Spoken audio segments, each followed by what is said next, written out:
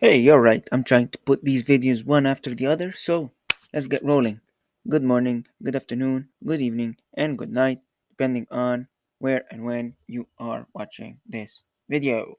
Hopefully, before the Croatia and Wales match. Let's take a look at some of the starting lineup, squad registration, formation, and my predicted formation for both teams. So let's get rolling. Here, for Croatia, we have three goalkeepers. We're going to have Livakovic, who played in the World Cup. He was amazing. He saved a couple of penalties there, and he actually carried some of the weight for Croatia. Then we have Grbic, we have Laborovic, and in central backs, we have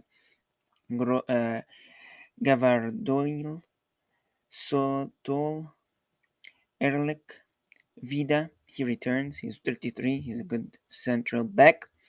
Sousa as our left back, Brazic as our other left back, and Josip Juranovic as our right back, Josip Stanisic as our other right back. In the midfield, we have Marcelo Brozovic, we have Mateo Kogovic, and we have the Luka Modric. In left midfield, attacking, we got Ivan Perisic, we have Mario Pasilic, we have Luvaro Mayer, and we have Nikola Valesic. And finally, we have Luka Ivanovic.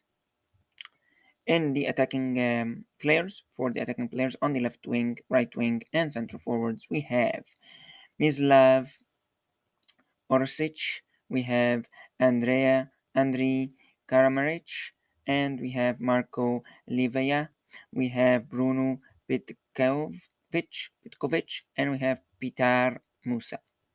So this is the lineup, this is the selection. Let's take a look at the formation that they had previously. So if you all remember the World Cup not so long ago, they played for fourth and third place against Morocco. In that match, they played against them 43 and they won 2-1. And they managed to get third place. In the World Cup, still, they played against Argentina and they also played 4-3-3 against Argentina's 4-4-2. Argentina is probably much a stronger team than Croatia, at least for this particular Croatia. Maybe not for the Croatia in the 2018 World Cup, but the 2022 World Cup, yes, they're a lot stronger than Croatia. Actually, I thought Morocco might beat Croatia because of how not strong they are in that particular World Cup. Anyways, they lost here 3-0 to Argentina, also playing 4-3-3. In the match against Brazil, they actually kept Brazil at bay. I have some things I can say, like how there was a handball for Brazil and the VAR did not intervene. Why? Because whoever won in this match was going to play against Argentina. Who is easier to beat? Probably Croatia. My thoughts? Haha. Anyways, back to the topic here against Brazil. They played 4-3-3 also, and they managed to keep them at bay, and they won them on penalties. Brazil was playing 4-2-3-1. And finally, they played against Japan. Everyone thought Croatia would beat Japan hands down. To be honest with you, I think Japan this time around and maybe in the future are gonna be a lot better than a lot of European teams moving forward. They actually kept Croatia at bay. Unfortunately, we know when Croatia plays penalties, they have the statistics, while Japan does not have the statistics for penalties shootouts. So Croatia beat them in penalties 3-1. Here they also played 4-3-3 against a 3-4-3. It was a very interesting match, very intense. I hoped Japan would win. Unfortunately, they did not. So, anyways, so let's take a look at my predicted formation, and I think I only have one for this team right now because it doesn't seem like they're gonna change anytime soon. It is the same manager that coached them in the World Cup, so for him to change formation right now, I don't know. It's very highly unlikely, in my opinion. But these coaches do interesting things some days. So I think they're gonna play a 4-3-3, like always. We're gonna have Lika Vukic, of course, in the goalkeeper, the penalty saver for Croatia. in the World Cup. I think without him, they probably would have lost a lot of matches before. And we're going to have as our left back Barisic, and in the central midfield, we're going to have Gavarodoil. And I have a split decision between Vida and Erlich. Vida, I remember him as a very strong, aggressive central back. He does not seem to have played a lot. He does not have a lot of game time or minutes on the pitch. Erlich, on the other hand, he is good in defending. He has more play time on the pitch, but uh, it's hard for me to say. So I think either Vida will start or Erlich will start, or neither will start. Well, we'll see, right? I'm not always right. I'm not always wrong. That's the beauty about predictions. As our right back, I think and I believe it will be Juranovic. In the midfield, I believe this will be the midfield that they might choose. We will have Brozovic as our defending midfielder. We'll have Modric and Kukovic in the central midfielding position, advanced playmakers, or possibly box to box midfielders. Both of them. I think between the both of them, they show a lot of good stuff. In Madrid, Modric is unbelievable.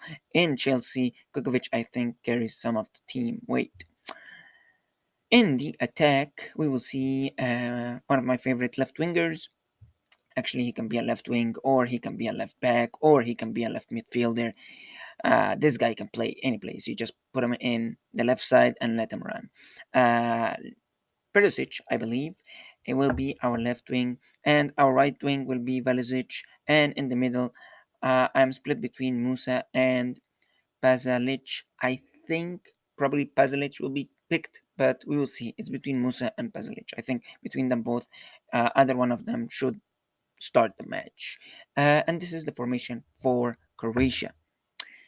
That is the only formation I thought of for them. Depending on previous matches, they used to play 4-3-3.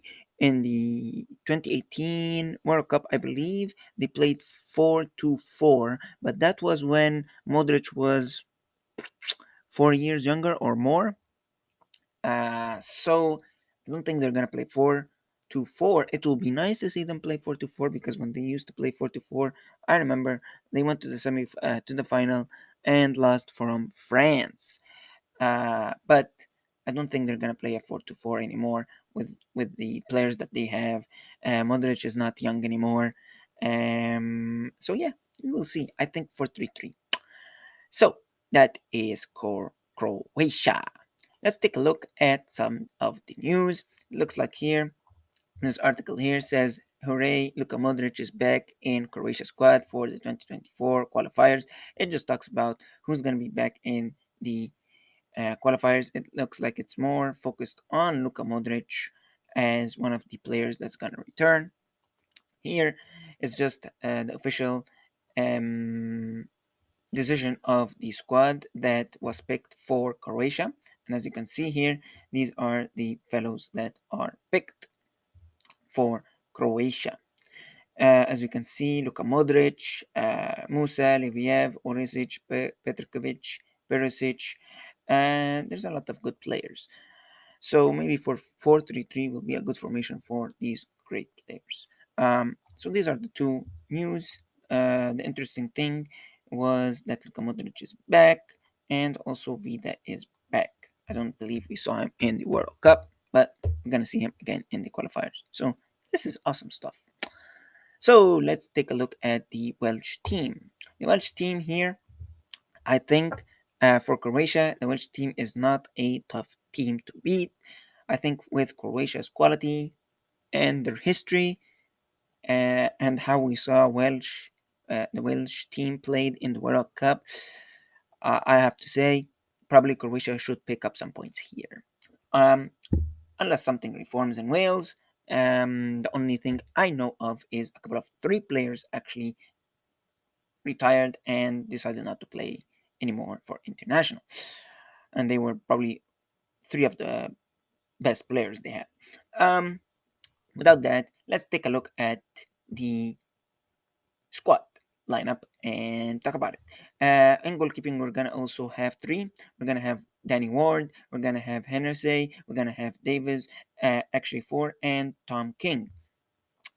As our central backs, we're gonna have Ben Cambango, and we're gonna have Joe Rodon. We're gonna have Ethan Ampadu and Chris Mafam and Tom Lockeray. In left back position, we're gonna have Morgan Fox, and right backs we have two. We have Nico Williams and Connor Roberts. He plays for Burnley and he plays for Forest. And in central midfield, of course, none other than Aaron Ramsey. We have Jordan James, Joe Morel, we have Oliver Cooper, and Luke Harris. In the right wings, we're going to have a few of them actually. We're going to have Wilson, we're going to have Daniel James, who used to play in Manchester United. We're going to have Sorba Thomas and Wes Burns. And as strikers, we are going to have Brandon Johnson. I think this guy is going to be some amazing player, amazing Welsh player. Something, I'm not going to say similar to Gareth Bale and Ryan Giggs, but it's going to be something good for Wales, I believe. We have Kiefer Moore, another good player that will be a good player for Wales, but he's 30 years old. He has a couple of years now, unfortunately, but he's an amazing guy. He's very strong and he can be used as a target man. And we're going to have Tom Bradshaw, and finally, we're going to have Nathan Boardhead. So, this is the Welsh team. Let's take a look at their past formation and see how they're going to play. I have a couple of hypotheses there and so forth. So, in the World Cup, obviously, they had the worst matches ever. They lost from pretty much every game except from USA. Somehow, they managed to grab a late winner goal thanks to Gareth Bale, I believe, or um, maybe it's Joe Allen. I don't remember. Anyways, here against England, when they lost 3-0, they played as a 4-2-3-1 against England's 4-4-3. Here they played against Iran and also lost 2-0. Here they played 3-5-2, and Hennessy got red carded. We all remember that handball out of the penalty area, I believe. That was the case. Here they played against USA and they managed to tie. Here they also played 3-5-2 against USA's 4-3-3. I think USA here knew Wales was a weak team, so they went out in the attacking front. I think usually USA plays 4-4-2, but here I don't blame them for playing 4-3-3 against Wales. Should have been easy points, but anyways.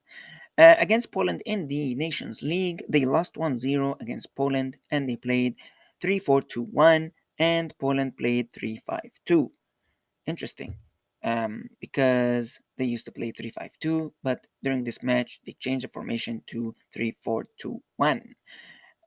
So these are the previous formations. All of them were losses except one tie.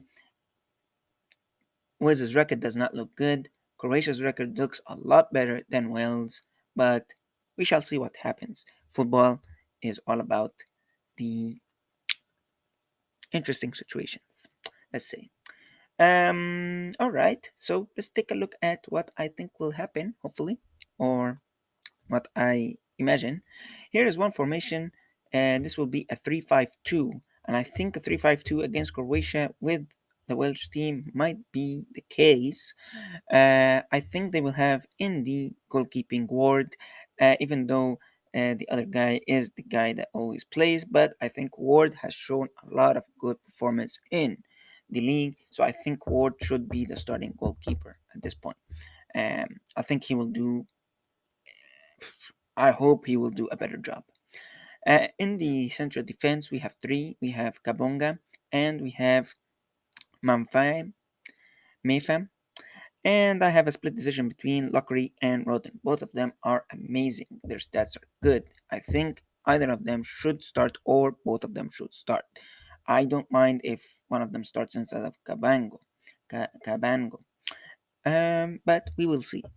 In the midfield, we're gonna have five. We're gonna have our right midfielder will be Wilson. Our left midfielder will be James, Daniel James, and in the central midfield, possibly attacking midfield players, we will have Harris, and on the right side of Aaron Ramsey, we will have either Cooper or Morel.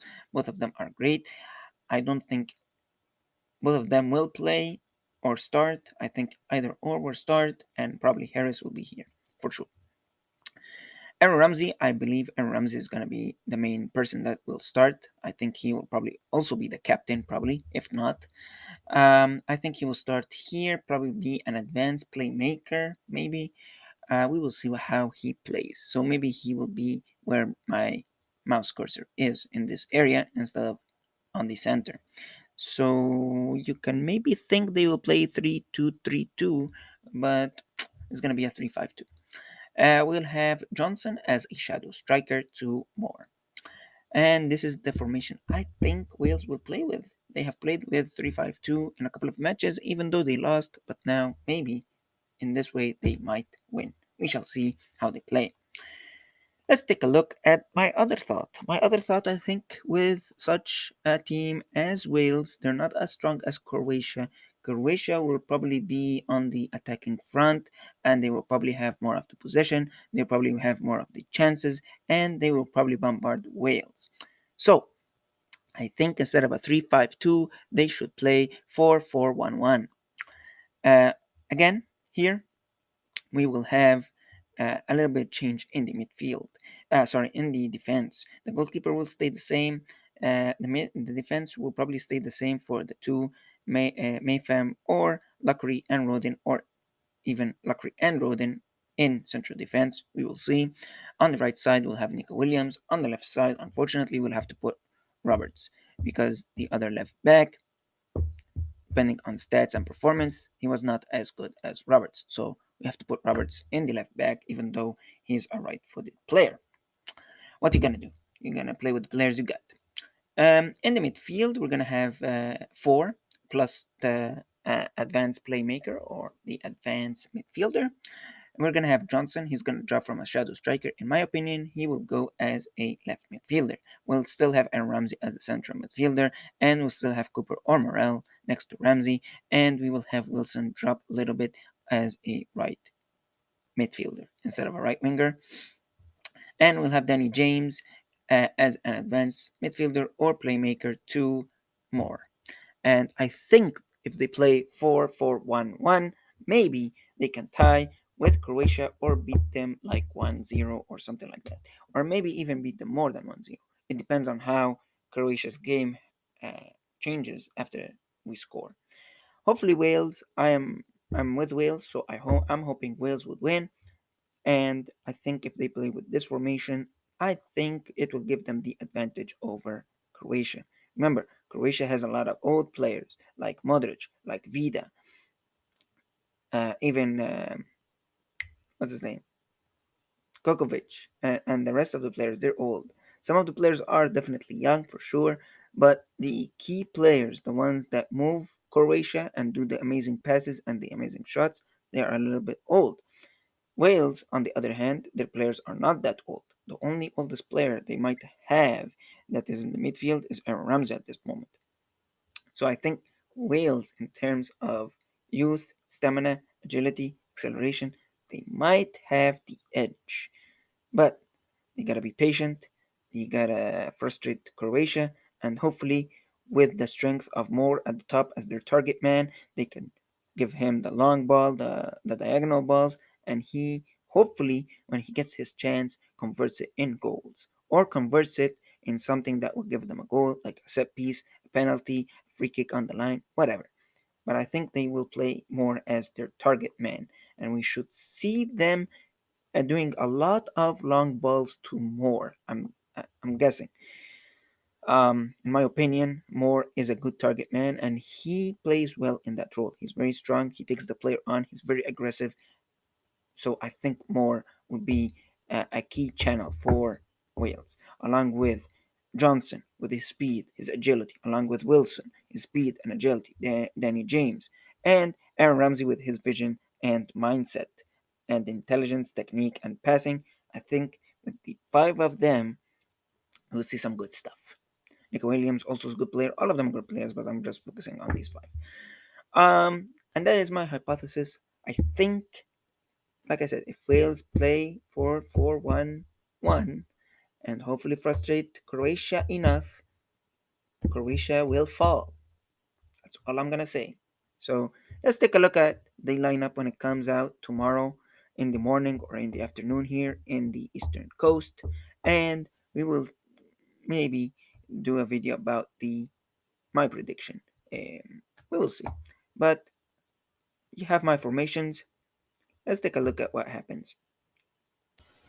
Alright, hey guys, I forgot to definitely give you the news for Croatia and Wales. I gave you only the news for Croatia, but I did not give you the news for Wales. Here's a couple of articles that go about how Wales can qualify for the Euro 2024 without Gareth Bale. I highly doubt it, but let's see. They have got a lot of good youth players, and the youth players are actually talking about how they have a good chance. Here, some of the players are saying, yes, we have a good chance, yada yada yada. I'll let you read the whole article in the description links. Here we have the confirmation of the 23 player squad. This is officially from the Welsh site. And as you can see, here are the Welsh players. Unfortunately, I think we do not have Chris Gunter, we do not have Joe Allen, we do not have Johnny Williams, we do not have Gareth Bale. These four players, in my opinion, were amazing players to have. Unfortunately, um, they retired and some of them decided not to play internationally anymore. It's a sad moment, I know. Unfortunately, we have to deal with it. So let's see how they cope with with not having these four great players. All right, now that I've got this out of the way, hopefully you enjoyed the video and see you in the next one in the match. And like always, thank you for watching. Hope you like these, and if you do, please leave me comments in the description, in the comment bars below, so I know you like these. I'll do more. If not, I will continue doing the player analysis and the post match analysis. So let me know if you like this format. If no, we'll change it. If yes, I'll do it. Let me know what you need in it, and I will try to do it. Thank you very much. Have a good day. See you later.